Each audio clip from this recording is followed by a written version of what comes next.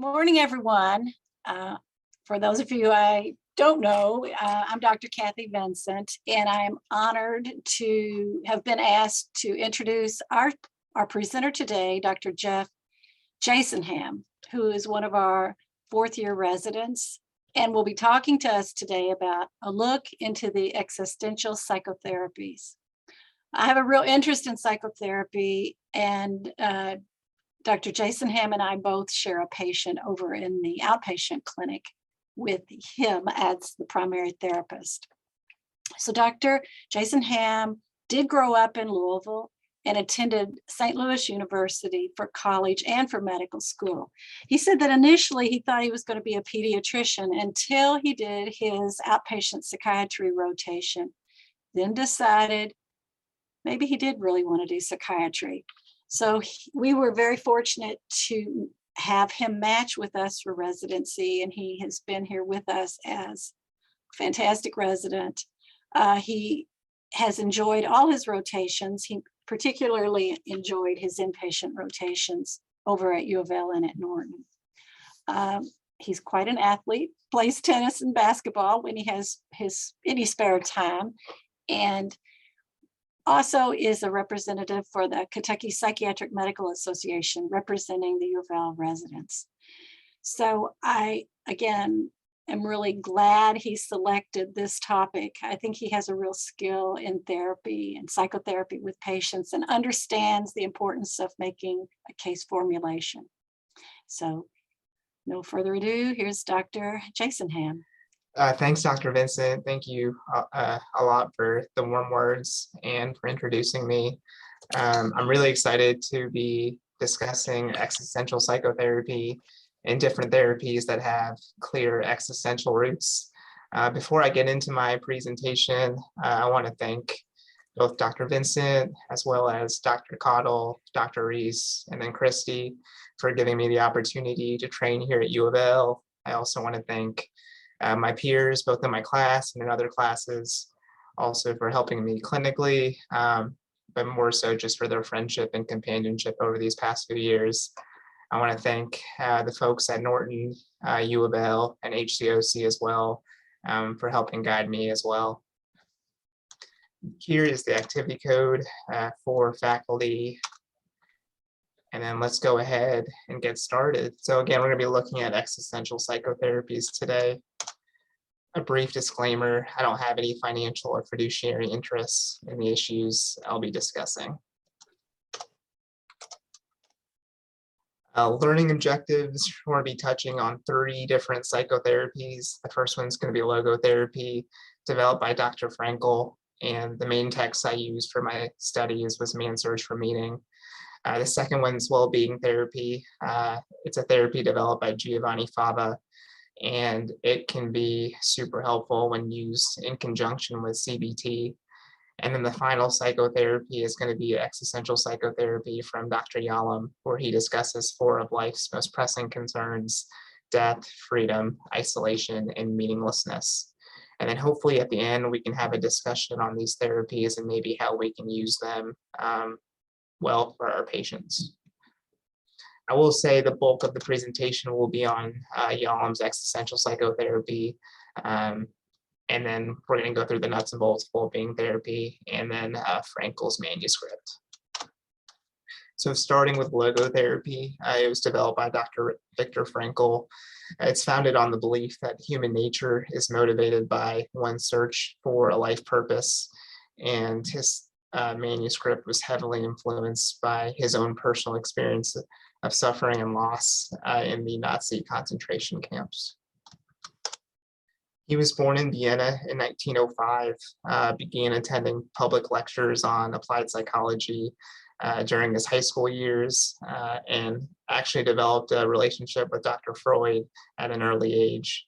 He sent Freud a manuscript that was actually published in the International Journal of Psychoanalysis, and he offered his first public lecture at the age of 15 on the meaning of life. He studied medicine in Vienna and then opened up a private practice in 1937, became director of the neurology department of Rothschild Hospital. He was then arrested in 1942 and shortly thereafter transported to Auschwitz concentration camp. He did start working on his manuscript before being transported to the concentration camp, and that served as one of his main objectives in surviving was to end up publishing that manuscript. And then he ended up doing so in 1959 under the first title, From Death Camp to Existentialism. Here's the book, and then here is a quote from Nietzsche: "He who has a why to live for can bear almost any how." The book itself is separated into two parts. The first part being mostly on Frankel's experiences as a prisoner in the concentration camps, and then the feelings and struggles of his fellow prisoners. And it's the second half that is the actual manuscript on logotherapy. A quote that I liked from Kushner in the foreword: "Life is not primarily a quest for pleasure, as Freud believed, or a quest for power, as Alfred Adler taught, but a quest for meaning. The greatest task for any person is to find meaning in his or her life. Frankl saw three possible sources for meaning: in work, in love, and in courage during difficult times."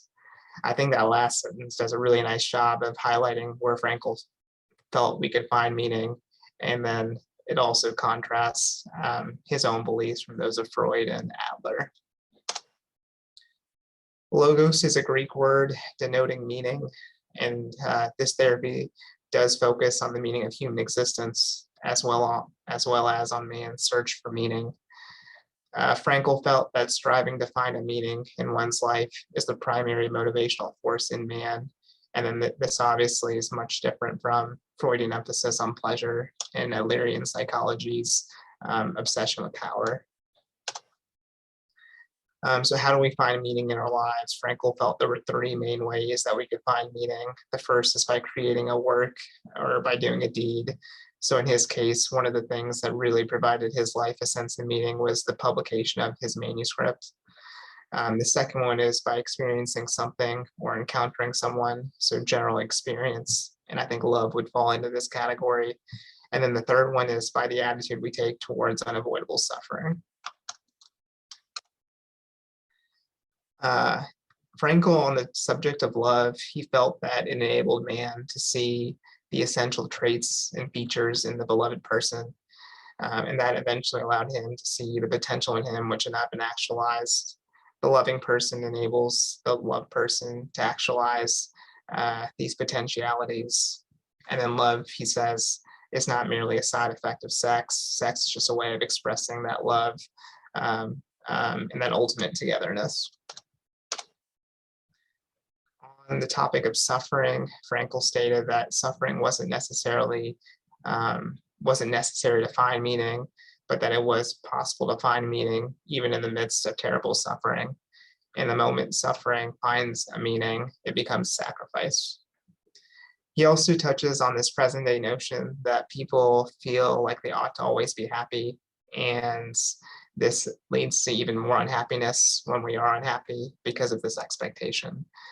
He did write this obviously several decades ago, but I'm sure there is some truth to that today. And then he says man's main concern, again, is not to gain pleasure or to avoid pain, but rather see a meaning in his life. He does critique pandeterminism. He disagrees with this notion that man can disregard this capacity to take a stand towards any conditions whatsoever. He states that man is not fully conditioned and determined, but rather determines himself whether he gives in to his conditions or stands up to them, and that man ultimately determines what his existence will be. And this is a pretty common or popular quoted message from Dr. Frankl. Everything can be taken from a man, but one thing, the last of the human freedoms, to choose one's attitude in any given set of circumstances, to choose one's own way. I didn't look a ton into existential psychology by Rollo May, but I do know that he did offer a criticism of logotherapy and that he called it authoritarian. He said there seems to be clear solutions to all problems, which belies the complexity of actual life. it seems as if the patient cannot find a goal, Frankel supplies him with one. This would seem to take over the patient's responsibility and diminish the patient as a person. Just from my own personal experiences from reading Man's Search for Meaning, I didn't find it authoritarian. I think Frankel offers a few different ways that one could find meaning in their life.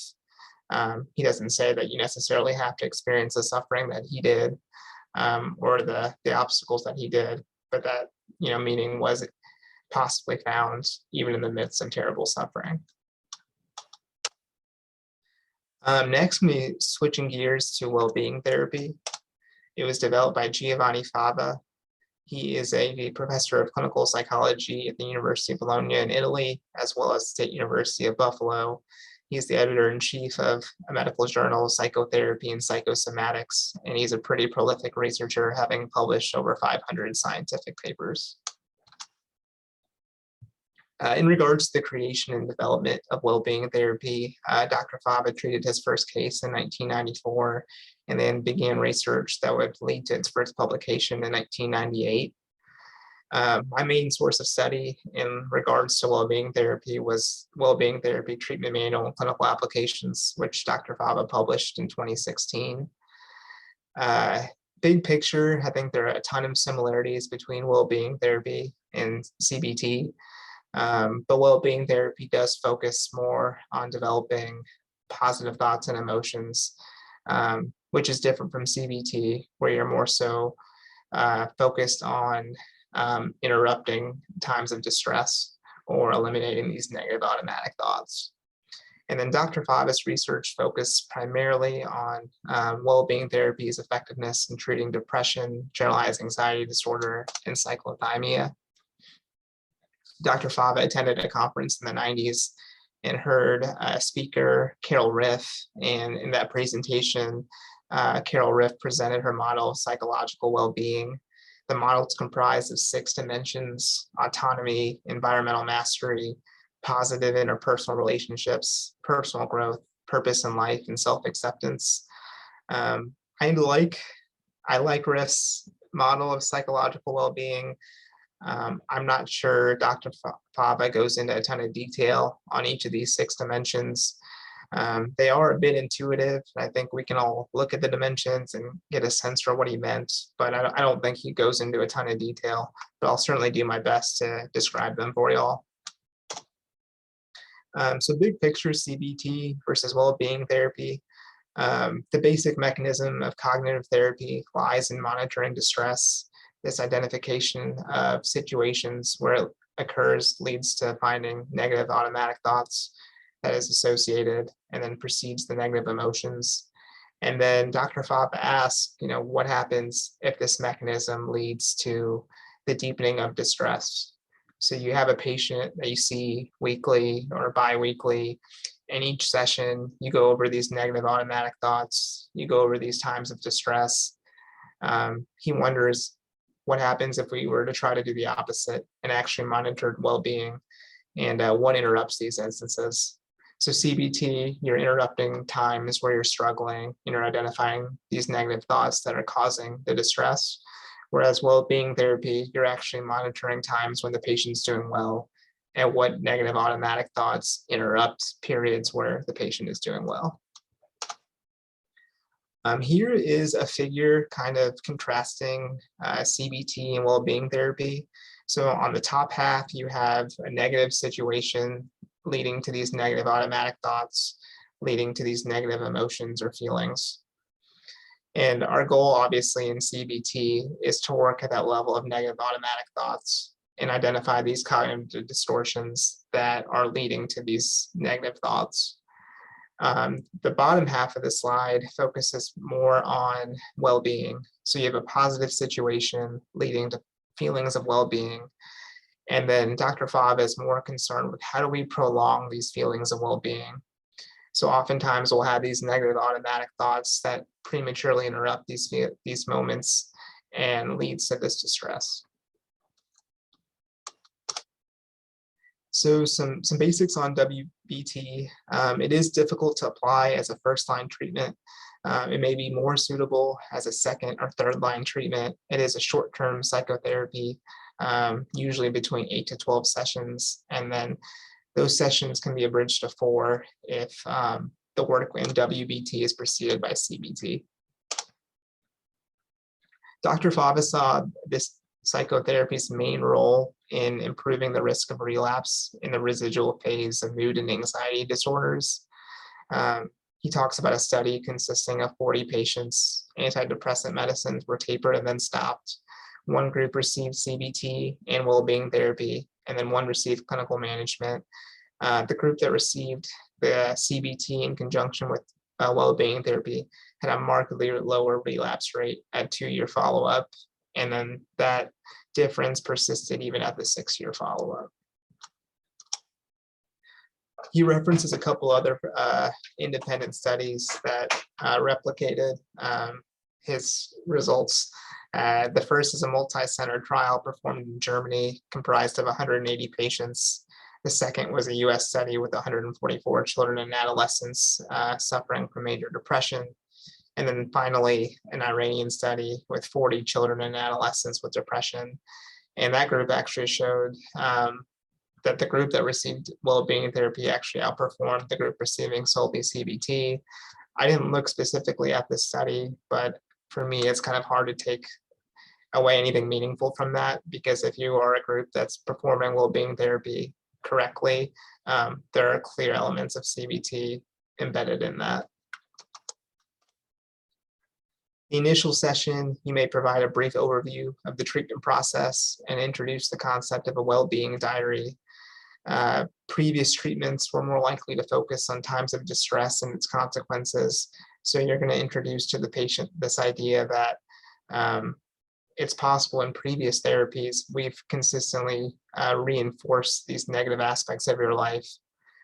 Something you could say to your patient to set the table and describe what the goals of well-being therapy are would be something like, so far we've concentrated on distress and what is wrong with you. The next type of therapy, however, works on your positive part, and we try to get rid of what hinders its full development. Here's a slide showing a sample of a well-being therapy diary. First column showing a positive situation. The second column being an assessment, a general assessment of how well you're doing on a scale of 0 to 100. And then the final column showing these interfering thoughts or behaviors. And I think for those of us that have seen a thought record, obviously this looks pretty similar to one. After the initial session, the therapist is going to focus on enhancing patients' ability of monitoring their well-being. We're going to be hoping to improve their ability in identifying these negative automatic thoughts, beliefs, and behaviors that lead to this premature interruption of well-being. And then as time progresses, we're also going to introduce the observers column in the well-being diary. So here we have that same column, or excuse me, that same figure, just with the addition of that observers column at the end. So you have a situation, you have a sense of well-being, and then you have these interfering thoughts or behaviors. The best way I would describe the observers column is that it's very similar to the column with cognitive distortions in a CBT thought record.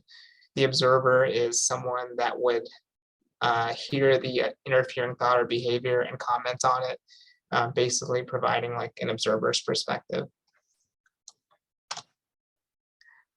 As sessions progress, the therapist introduces more substantial work on modifying attitudes towards well-being. We're introducing more concrete examples of cognitive distortions. We are providing dimensions and framework from Carol Riff, and then Fava suggests that we limit the number of dimensions we introduce each session to 2 per session. Here is a general checklist of different cognitive distortions that we commonly see with our patients' negative automatic thoughts, all or none thinking, overgeneralization, discounting the positive, personalization and blame. These are all things that we see pretty commonly and we use in our CBT practice. And again, we'd be using these cognitive distortions in the observers column of the well-being therapy diary. I'm going to briefly touch on Riff's dimensions.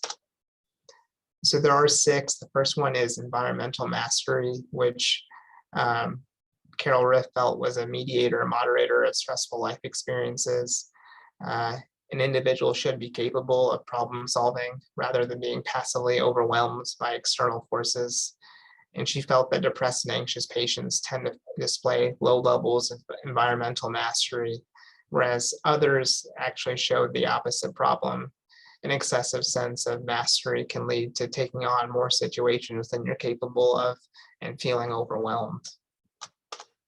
The second is personal growth, which requires an appraisal of positive and negative experiences, successes and failures. And if it becomes too one-sided, it can lead to reoccurring mistakes. An impaired level of personal growth, a person doesn't feel like they're progressing in life, they feel stuck. It's very easy to get bored and uninterested. And an excessive level would show someone that might be borderline delusional, someone with really unrealistic expectations or standards.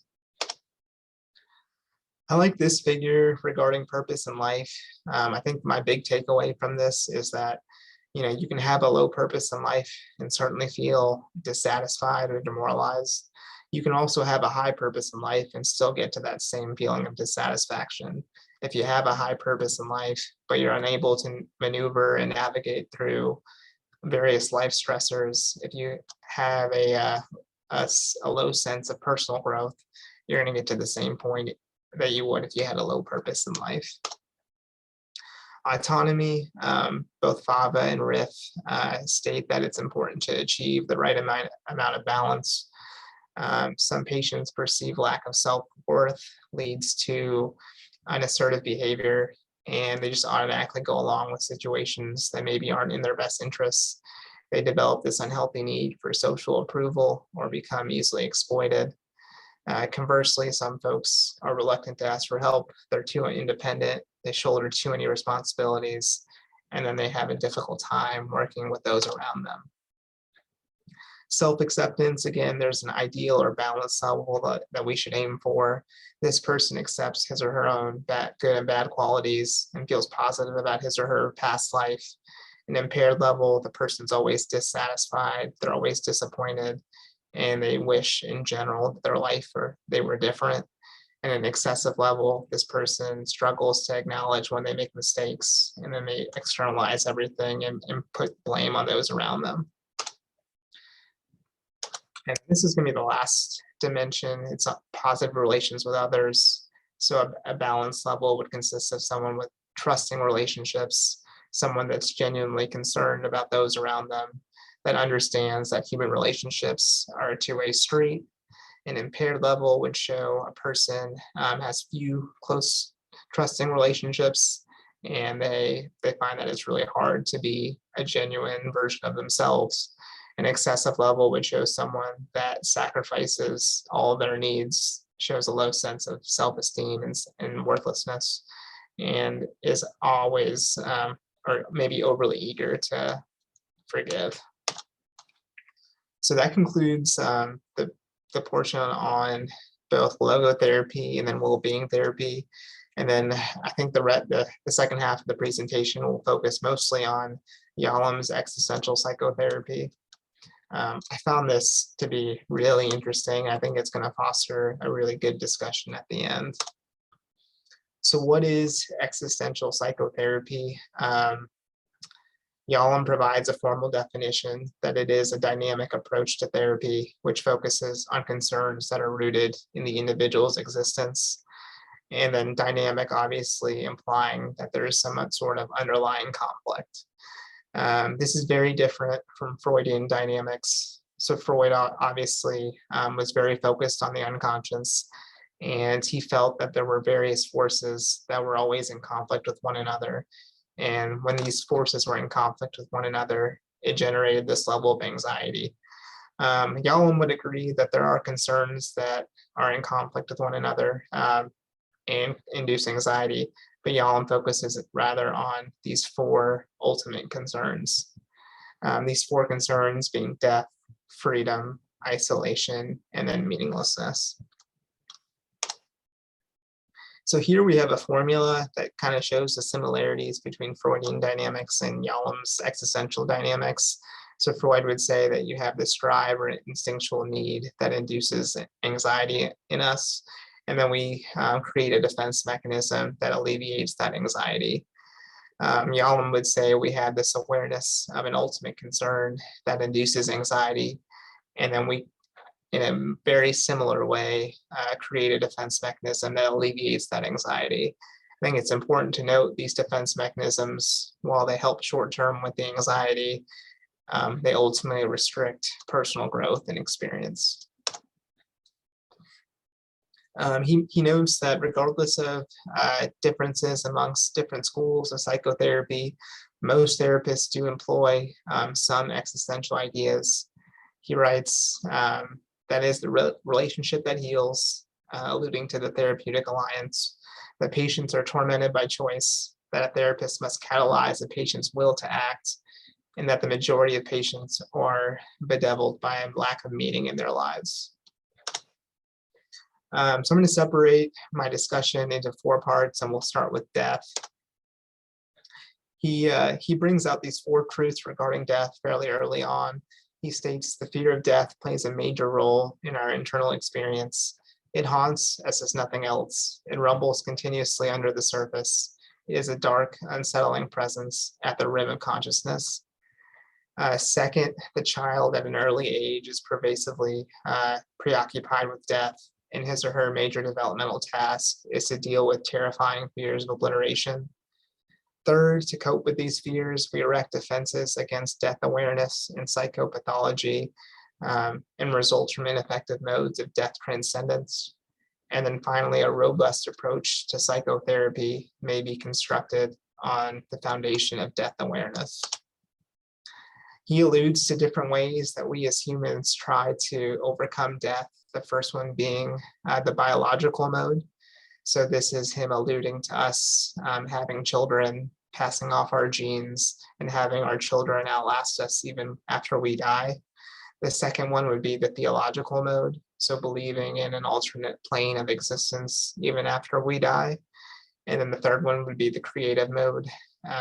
So if we create something, so in Dr. Frankel's case, his manuscript on logotherapy, or it could be an artist creating a song that lasts the test of time, or a poem, or some sort of creation that outlives us. I would say Yalom argues that death is ultimately a positive contribution. He asks us to perform a thought experiment where we imagine life without the idea of death. He feels like death acts as a catalyst, really, to plunge us into a more authentic life mode and enhances our pleasure in the living of life. He talks about Tolstoy's The Death of Ivan Ilyich, where the main character gets diagnosed with, I think it's an abdominal cancer. It's really painful, and then undergoes a pretty radical personal transformation. He goes from someone that's pretty callous, someone that struggles showing empathy, someone that struggles developing like meaningful relationships with those around him, into someone that really blossoms. And Yalom would argue that that transformation was only possible because he faced this idea or notion of death. Yalom also spends a lot of time talking about his work with cancer patients and the behavioral changes he appreciated once they confronted death. He felt like he noticed patients rearrange their life priorities. They no longer emphasize things that were actually trivial. Trivial things remained trivial, and then important things became important. He felt like he also noticed a sense of liberation, where patients would choose to do things that they truly wanted to do in that present moment, instead of always preparing for the future or putting off things they want to do. They would have this enhanced sense of living in the now. He also felt like they had a deeper level of communication and connection with their loved ones. And he also appreciated fewer interpersonal fears. These patients were less concerned about rejection, and they showed a greater willingness to take risks. One of the cases that Yalom provides is this case of Jane, which I found really interesting. She's a 25-year-old college student who sought therapy, both individual therapy and group therapy for depression. The reoccurring theme with Jane was she would say things like, I don't know what's going on. She'd say things like, I don't know who I am. I don't know what's going on around me. I don't know why the world treats me the way it does. She took on this persona of someone being very helpless and very, very much someone who was not in control of their life. In group, the other group, the patients felt that Jane was boring. She was inauthentic. They felt like they could predict what Jane was about to say. So then Yalom began to wonder, was there a benefit of failing for Jane? She ended up having this large, ominous axillary lymph node that was obviously very concerning for malignancy. And as she was getting this medical workup done, she really grew both in individual and group therapy. People felt like she was much more authentic. She was able to form meaningful relationships with people. And with review, Yalom came to the conclusion that there was a benefit to failing for Jane.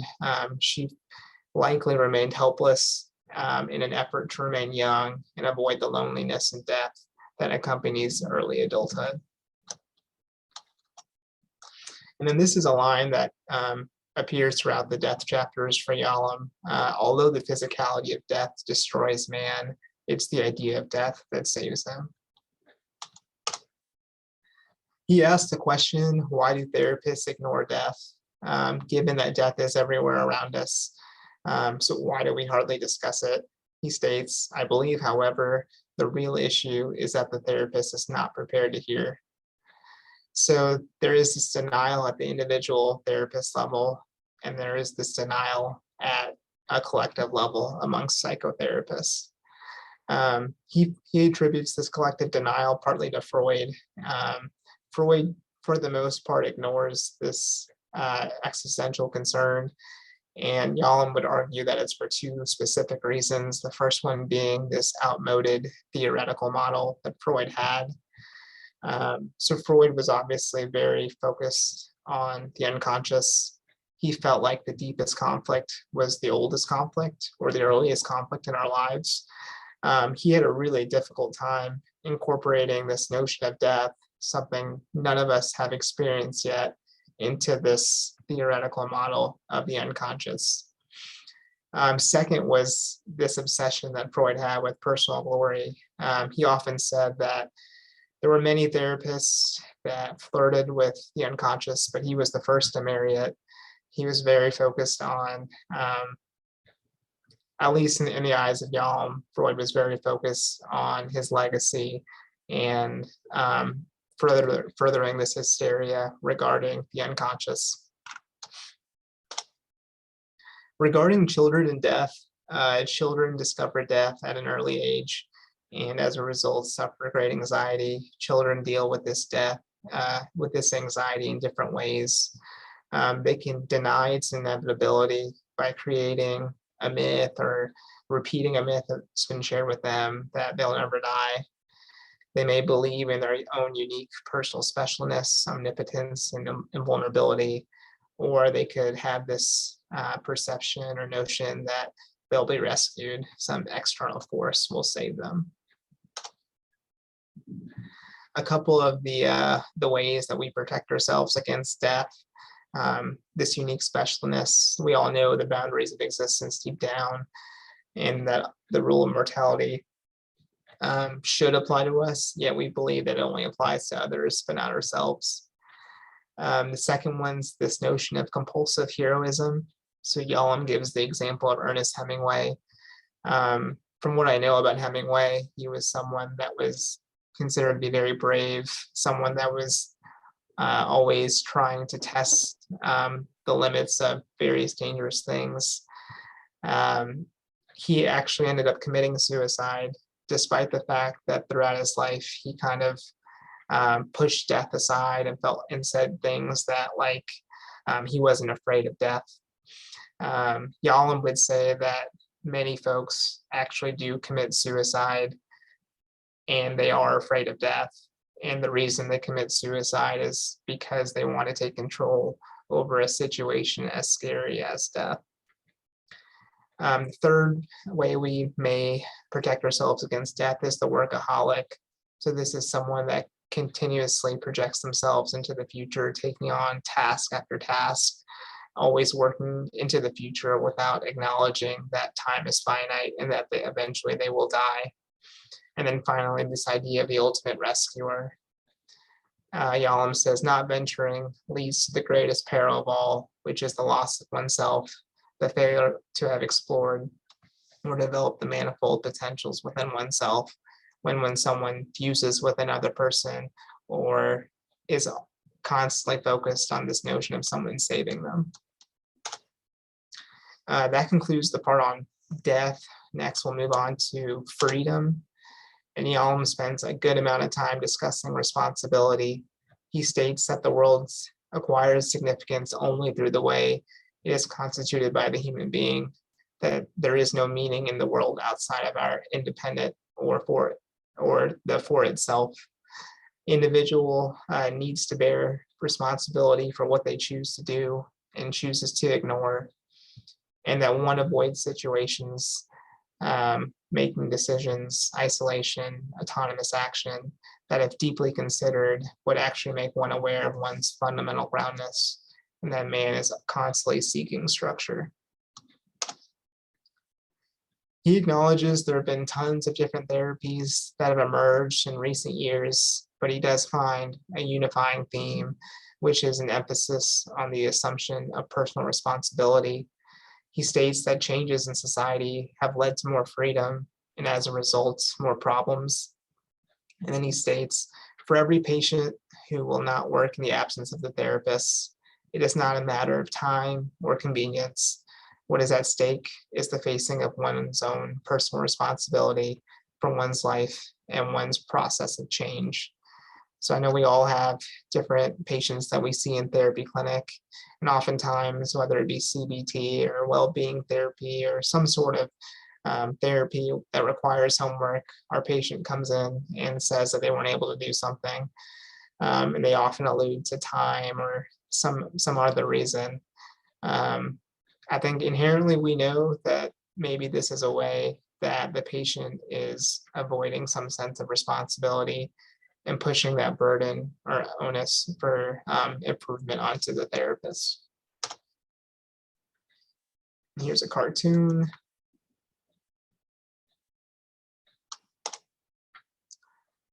Responsibility, it requires the relinquishment of one's belief in the existence of an ultimate rescuer. Obviously, these are some psychological terms we probably run across before, internal locus of control versus external locus of control.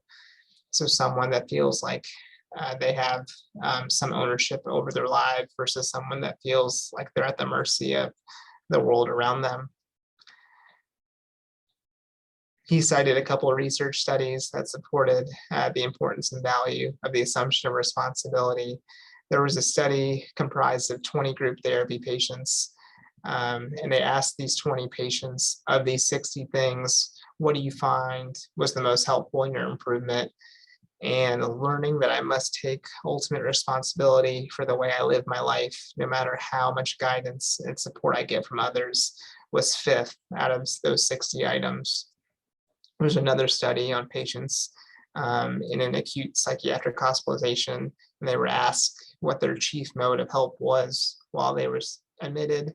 And one of the most common answers was this assumption of personal responsibility, that they learned that while others may help them while they're there, ultimately it is up to themselves. Part 3 is on isolation. In his discussion of isolation, he distinguishes existential isolation from interpersonal and intrapersonal. The first type being interpersonal. So this is what most of us think of, I think, when we think of isolation, separation from others, or a fundamental loneliness. The second is intrapersonal. So we all have different parts to ourselves, and these parts may not be fully integrated into one cohesive part or one cohesive self. So if we isolate one part of ourselves, this would be an example of interpersonal isolation. And then the final, which Yalom wants to focus on, is existential isolation.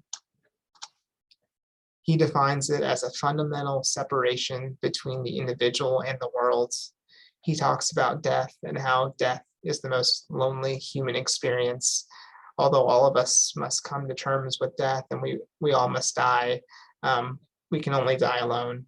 And our own death is, in his terms, the most lonely of human experiences. He also talks about the loneliness of being one's own parent. So we just spent some time talking about responsibility and how Yalom argues we need to take ownership or authorship of our lives. With that being said, when we take responsibility for our lives, a certain level of loneliness can come upon us, knowing that we are our own parent. And then in regards to growth and existential isolation, he obviously encourages our patients to not fuse with, say, a spouse or a child or a parent or a group, that we do need to grow as an individual. But when we do grow as an individual, that's accompanied by this existential isolation. He writes, becoming an individual entails a complete, a fundamental, and internal, eternal, and insurmountable isolation. This facing of aloneness ultimately allows one to engage more deeply and meaningfully. He says that love can take away our separateness, or cannot take away our separateness, but it is the best coping mechanism we have. Erich Fromm held a very similar view of love to Yalom, whereas Buber contrasted love and isolation. He felt that love was more of a natural state that human beings fell in, versus isolation being a fallen state. And then Maslow, with his hierarchy of needs, viewed love as an essential human need. Various defenses that we may employ against isolation is Try that box with the photos, the paper's been long enough in there. Is this delusion of fusion. So we may fuse at the individual level. So we may fuse with a partner, with a parent, with a child. We may fuse with a group. This could be a political party or a fan base of a sports team. This could be a noble cause that we identify with, or this could be country or nationality. And then maybe more intuitively, another defense against isolation could be compulsive sexual activity. And then the last part of Yalom's existential psychotherapy focuses on meaning. This is an anecdote from that chapter. I think it's actually from a suicide note. Imagine a happy group of morons who are engaged in work. They are carrying bricks in an open field. As soon as they have stacked all the bricks on one end of the field, they proceed to transport them to the opposite end. This continues without stop, and every day of every year, they're busy doing the same thing. One day, one of the morons stops long enough to ask himself what he is doing. He wonders what purpose there is in carrying the bricks. And from that instant on, he is not quite as content with his occupation as he had been before. So there is this fundamental problem of meaning in the eyes of Yalom. The human being seems to require some level of meaning. They seem to need some sort of goals or values or ideals that guide their behavior. When you consider that, but this existential concept of freedom, where there are no absolutes and that human beings constitute themselves and their worlds, how does one find meaning in a universe that seemingly has no meaning? I'm not going to spend a ton of time here, but as far as different ways that Yalom argued we could find meaning in our lives, altruism or giving, dedication to a cause, creativity or creation of something, hedonism or self-actualization, or realizing one's full potential. And then a little bit on some empirical research on meaning. A lack of sense of meaning in life has been associated with psychopathology in a linear level or in a linear sense. So the more one lacks a sense of meaning, the more psychopathology we may witness. Second, a positive sense of life meaning has been associated with deeply religious beliefs as well as self-transcendent values. It's been associated with membership in groups, dedication to cause, and adoption of clear life goals. And then Yalom makes it known that we should view meaning through a developmental lens, meaning our sense of meaning and purpose in life probably differs from when we're a kid to when we're a young adult to when we're in our 40s or 50s or maybe when we're nearing the end of life. And then there is an important caveat that we've spent some time talking about sense of meaning and sense of purpose and how it's associated with psychopathology. But really that lack of sense of meaning could just be a symptom of pathology more so than what's actually causing the psychopathology.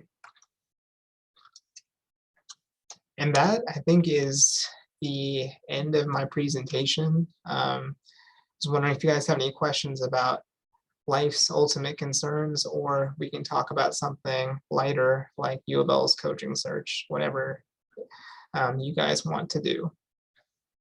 Hey, Dr. Vincent. So well, thank you very much for your presentation. It's always refreshing to really talk about psychotherapy, which is a topic we really don't talk much about. It's hard to really get into in a limited time. But I had a question in terms of what we are currently seeing in our practice, which is a lot of fear, a lot of anxiety related to the pandemic, the COVID pandemic, world events, Russia, Ukraine, politics. Which of these therapies would you suggest using in a patient who came to you with those life concerns? Thanks for the question, Dr. Vincent. I think well-being therapy would be very hard to implement in that situation, just because I'm not seeing a clear cognitive distortion that's affecting their thinking. So I would tend towards more logotherapy or Yalom's existential psychotherapy. I think hidden behind all these concerns about maybe Russia or COVID or the current political climate is this fear of death. So I think naturally we could talk a little bit more about death and their fears regarding that. I have a question. This is Dr. Adams. I'm a child and adult psychiatrist in private practice and for 42 years. And a number of patients that I see, I do only long-term dynamic psychotherapy. And a number of people that I see, if I were to do well-being therapy or anything sort of in that sphere with them, the well-being periods are a return to a psychopathological state. When they feel better and less distressed with fewer symptoms, they're often back in a pathological role. How do you help a person get better with well-being therapy or with any of these therapies if returning to a sense of feeling well or feeling good or having less stress or less anxiety is where they are, and that's when they're functioning pathologically? Hey, Dr. Adams, thank you for the question. I think you're right. I think you're returning to a level of distress with both CBT and well-being therapy. I think the fundamental difference, though, is we should be spending a little bit more of the time with our patients on those periods of well-being rather than those feelings of distress. I think your point stands that we're going to still have to address those feelings of distress, but I think the proportion of time we spend on distress versus well-being is different. And I see Dr. Wright's here, so he may shed some light on this as well. Thanks, Jeff, for a great talk. I enjoyed working with you for the month we had together on on this very important topic. I'm not sure I can answer that question of Dr. Adams. A very good question, but I think we always need to be careful of when states of so-called well-being or happiness or whatever might be pathological. But I think we also can err in the direction of not paying enough attention to them when they're positive features of the patient's life that we've just not had our eyes on. As I recall, Giovanni Fava talks about two main types of well-being, the hedonistic well-being versus the so-called eudaimonic. I think that's how you say it. It's a mouthful. The eudaimonic is a sense of well-being that fits in with Frankl's view of the world and of Yalom's view of the world. It may be something that causes considerable pain in some respects, or is disturbing to you, but yet it's still something that can give well-being by attending to it. And I think that he has some examples in his book of difficult things that patients did. So it's not just looking for some kind of thing that just makes you feel happy. But anyway, Jeff, I wanted to ask you, now that you've studied this and you gave a really brilliant talk here, covered a lot of ground and did it very well. How do you think this is going to affect your practice of psychiatry when you're out there seeing patients, day after day, year after year? I think one of my biggest takeaways, especially from reading Yalom, was that I have definitely ignored the topic of death. A lot of times patients experience some level of suffering from losing someone close to them, and we'll talk about what that person meant to them, and we'll focus on the relationship with that person. But I think behind all of that is when you lose someone near you, it reminds you that time is finite and that at some point you will face death yourself. And for me personally, I've totally ignored that discussion with patients. And it doesn't necessarily even have to be a specific loss, but more so relating that to the patient versus the specific loss they bring up. Great. Well, I hope that it's helpful to you. I can reflect back a bit because I had a course in existentially oriented psychotherapy when I was a resident at the University of Michigan. And that was, I think, in 72. So, gee, that's 50 years ago. And you sort of wonder how that's all filtered through my career and what I do with patients. And I think all of us have a tendency to have defenses that cover over some of these ultimate concerns and lead us to focus on more perhaps superficial or immediate kinds of things that you might do with patients. And we do a lot of good with that when we prescribe meds and try to relieve symptoms, but I think we need to come back to this, particularly when we have somebody that's really struggling with these issues, with isolation, with meaninglessness. In my work with people with depression, I find that this sense of not seeing a place in the world for oneself, not having a sense of connectiveness, of deep meaning and purpose, can be associated with chronicity, deepening of depression, and even suicidality. And addressing those things either through, you can do them with standard CBT, you can do them with well-being therapy, you can do an existentially oriented thing, is well worth the therapist's time and effort. These things could be turned around with work that we can do as therapists. So I'd encourage all the trainees to take heed of what Jeff said today and try not to ignore it. It might be, if you haven't read these classics, it's a good thing to do. Particularly, I think, Viktor Frankl's books, which are easy to read, by the way. Not easy to read, they're quick in a way because they're short. Yalom's a different story, isn't it, Jeff? I know that's a deep wade through that territory. Anyway, yes. Thanks so much for doing all this nice work. And thank you, Dr. Wright, for introducing those texts to me and guiding me through my work in January. I appreciate it. One thing I can say is that as you get older and nearer to your own death, you bring up these things more with patients. Right.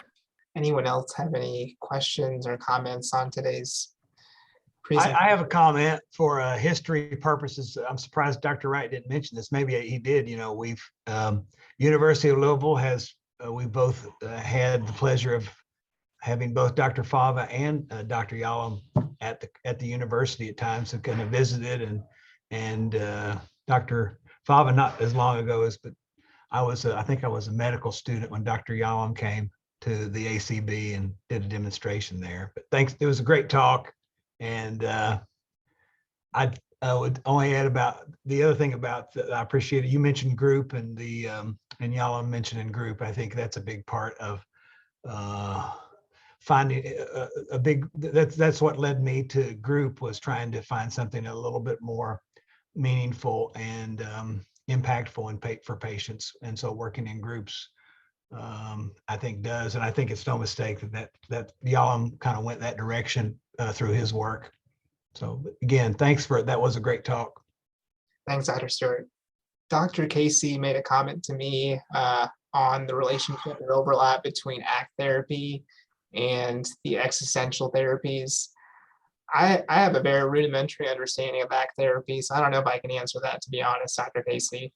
I know acceptance and change is a fundamental part of that, but I'm not sure how to answer your question. It has a very different framework for how you think about problems. And it does not have implicit in it this sort of fear of death as a motivator, but it definitely de-emphasizes the symptoms that you're having and more emphasizes, you know, what does a life worth living look like for you, and how do we get from here to there? And the sort of quality of life is not dependent upon symptom burden, but more about living a life according to your own values, the eudaimonia that Dr. Wright was talking about earlier. Hey, Jeff. Not that this is an endorsement for it, but you know, when you're talking about these themes, it almost sounds like it's a good argument for religion in people's lives. And I say that as an atheist, but I did grow up in a religious family. So what are your thoughts on that? Yeah, I think if you read Man's Search for Meaning, it's a very, in my opinion, it's a religious text. I think it's pretty clear that Frankl holds some strong religious beliefs, and there is this data that shows that having these strong religious beliefs is associated with a higher sense of meaning. So yeah, that's a good question. I might comment, if I could, that on some research I was doing for a book a few years ago, I found some very interesting articles on whether attendance at church services or other religious services was a protective factor against medical illness and against psychiatric illness. And there was a fascinating study that looked at religious beliefs and church attendance or other religious service attendance versus having a sense of meaning or purpose in life. And it turned out that if you did a factor analysis, it was the sense of purpose in life that was involved with attendance at church that was the active ingredient. Interesting. As opposed to prayer or some other part of the religious experience. So I find that rather fascinating. It harkens back to what I think all the three gurus that you read about and talked about today would have to say. So it'd be one way to find meaning and purpose, one very important way culturally and for individuals. Right. Thanks, Dr. Wright. There's a question in the Q&A, and there's a comment from Dr. Oliva. You might want to check. That's in the chat. Dr. Marcellus asks, have you seen any interesting alternative observations regarding death in other cultures outside of American with your patients? Feel that particularly American culture can be death avoidant, which can exacerbate the issue?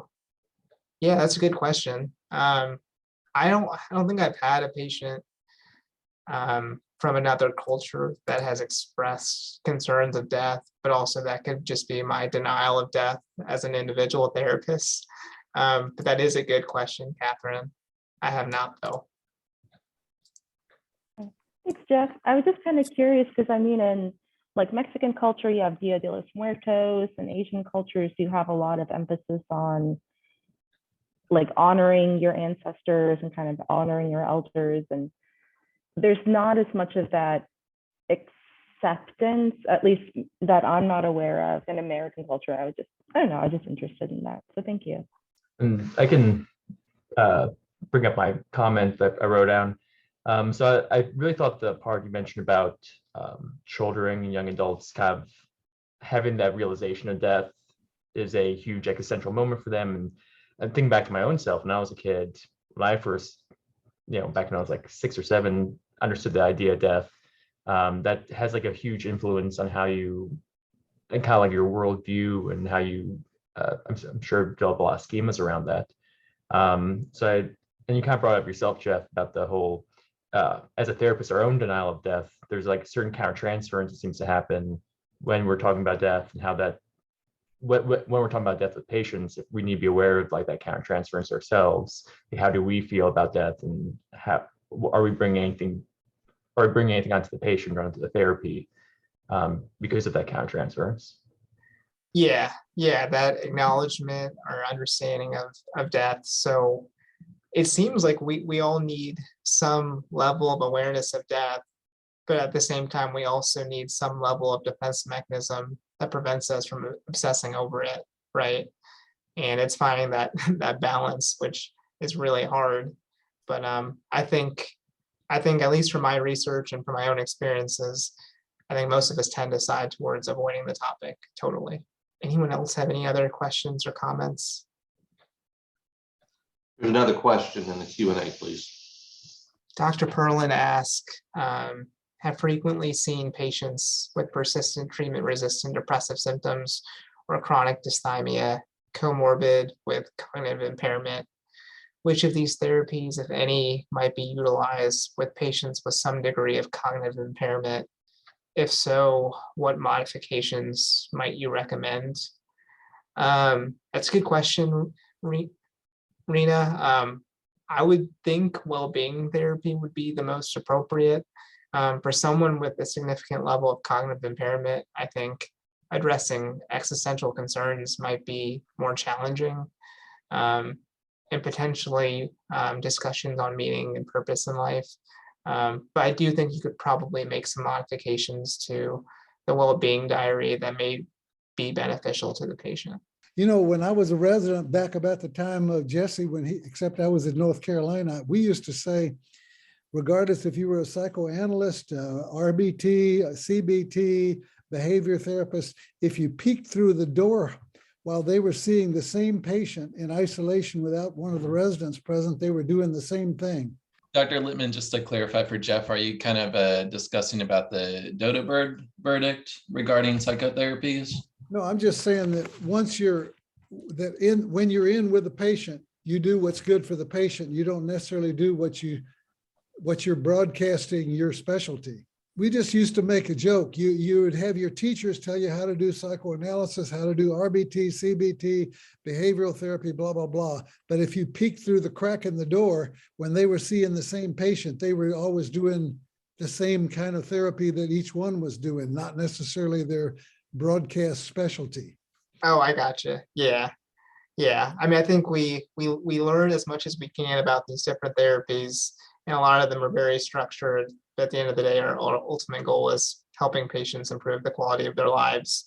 And it's very hard to come up with a specific pattern on how to do that when everyone's so different. Well, I think for the purpose of education, it makes sense to learn things in a sort of a bit of a silo, so you know that you can do this one thing well. But after you're an expert in several of them, you can sort of mix and match and do something that seems more similar to what the residents wanted to do right at the beginning. We all become eclectic as time goes on. Hopefully. Although Sometimes very different frameworks for how you talk about things or what terminology you use, but there may be overlap in the kinds of therapy about what you're actually doing. There may be more similarities than you may assume because of a textbook. So Jeff, I remember a few years back, as Jess will remember, we had a grand rounds with Dr. Tasman as a psychoanalyst and Dr. Wright doing a case formulation, same patient data. And the the results were basically the same. They were saying the same thing, just using different language. Do you remember that, Dr. Wright? Yeah, I guess I'll have to be give a minority opinion here. I agree that eclecticism overall is good and that they're common operational principles to all effective psychotherapies. That's been known for a very long time. Dr. Elge is in our department, has spent a lot of his career actually studying that and writing about it. On the other hand, to say that it doesn't make any difference what kind of lens you might use or how you might conceptualize a given patient and think about putting things out there that make sense for that patient, I don't buy that argument. I think that not only is it good for patients, it's good for clinicians to be fairly rigorous in thinking about what they're doing with the patient. And then we also have the whole thing about evidence of effectiveness of treatments.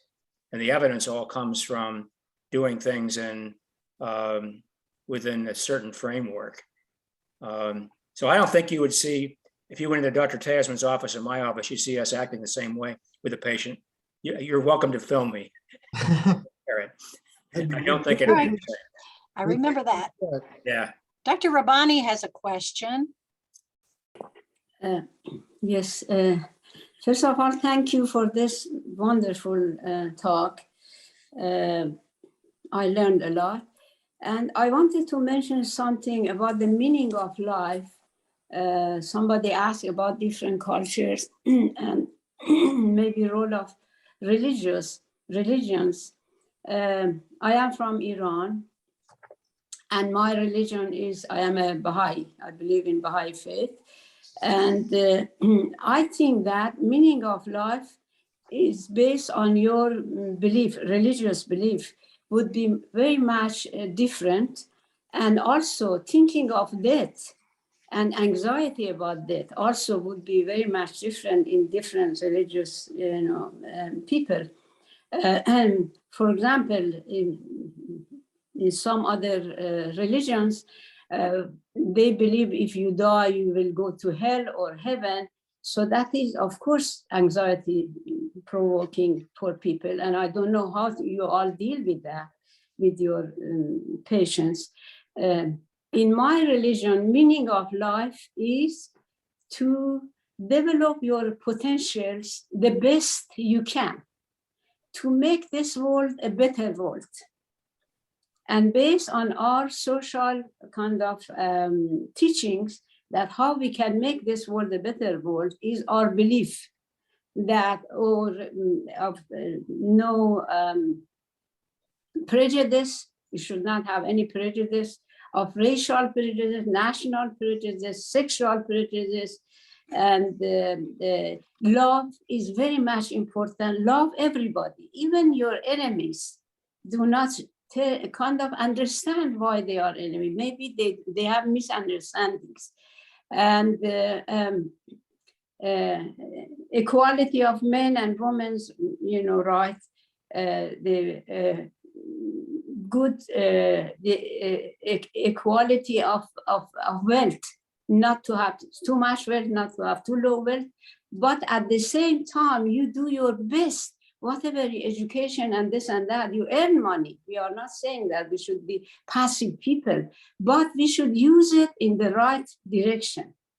We should use science even in the right direction. Anyway, so with all these teachings, if you feel like you are doing something in this regard, that is a meaning for your life, and you don't feel bad about yourself. Also about death, in our religion, we believe that this life is part of your eternal life. After you die, you would leave your body, but your soul in the other world, in the eternal world, would still grow. Now, if you were a good person in this world, your task in the other world for your soul to improve and to be in a better station, and then this would help you in the other world. But also in the other world, it is not that you would suffer, but if you were a good person, you would be happier in your eternal life, something like that. So then you are not afraid of death. That is one thing.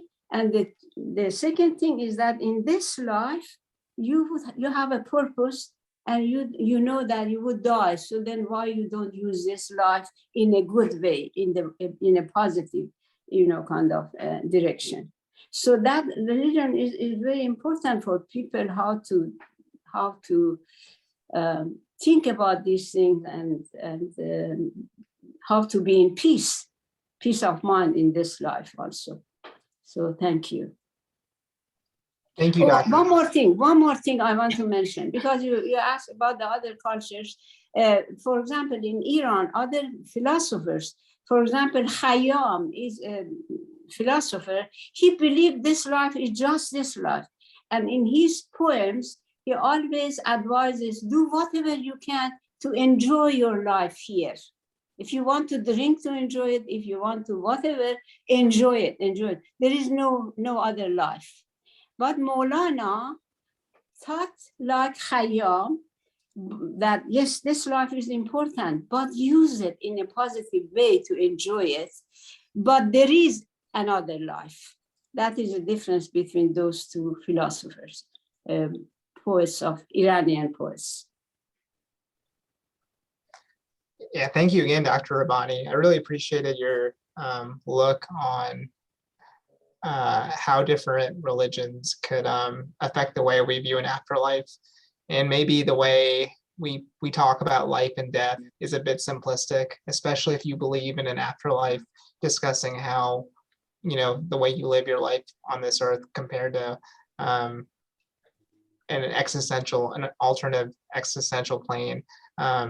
Maybe there's some sort of continuity or relationship between the way you live here and the way you live there. So I really appreciated that point of yours.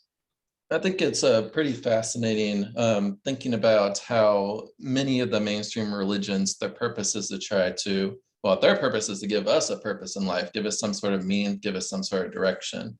And that's what we do a lot of times in therapy when we're doing individual therapy with patients as well. I always think back to what Dr. Wong says when I was a resident, that life is therapy, therapy is life, and just an intertwination between the two, and how everything that happens in life has some sort of therapeutic benefit, or I guess detriment to you as well, and vice versa. And the other question is, since there's this similarity between religion and therapy in that a lot of times we're trying to give purpose to our patients or help our patients have purpose, is therapy kind of a form of religion? I'm wondering what you think about that. That's a good question. I think it depends on how you define religion. And I don't know if I'm prepared to give a definition of religion today. That's a good question. Fair. Okay. Well, thank you again for all attending the grand rounds and participating in the discussion. And hopefully we can all take something away. But thank you again. Thanks for a great presentation.